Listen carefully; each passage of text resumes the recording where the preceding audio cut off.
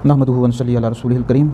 UK England से एक मेरी तरफ सवाल ये आया कि हज़रत उमर और हज़रत अली में से अफजल कौन है, किसका रुतबा बड़ा है। तो इस हवाले से कुछ लोग कहते हैं कि इसमें बहस नहीं करनी चाहिए। तो इस हवाले से अहले सुन्नत का क्या अकीदा है?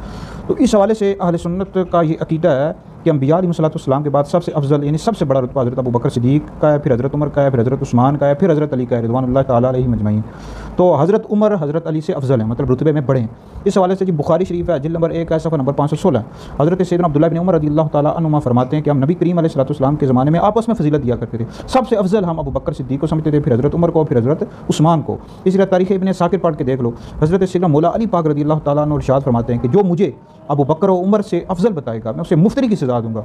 मुफ्तरी उस बंदे को कहते हैं जो किसी पाक दामन औरत पर तोहमत लगाए ज़िना की, तो उसको 80 कोड़े मारे जाते हैं। लिहाजा मौला अली फरमाते हैं जो मुझे अबू बकर उमर से अफजल बताए मैं उसे मुफ्तरी की सज़ा दूंगा। तो मुफ्तरी की सज़ा कितनी है? 80 कोड़े। इसी तरह आप शराफ़ी के अकबर पढ़ो, सफ़ा नंबर 63 पढ़ो, उसमें लिखा हुआ है अंबिया अलैहिस्सलाम के बाद सबसे अफजल अबू बकर हैं, फिर उमर हैं, फिर उस्मान हैं, फिर अली हैं। इस तरह शराक़ात नस्वी में भी ये लिखा हुआ है।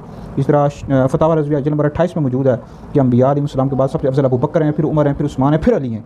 और बारे शरीयत में भी मौजूद है कि जो बंदा मौला अली को हज़रत अबू बकर सिद्दीक़ हज़रत उमर से अफजल बताए ऐसा शख्स गुमराह बदमज़हब है।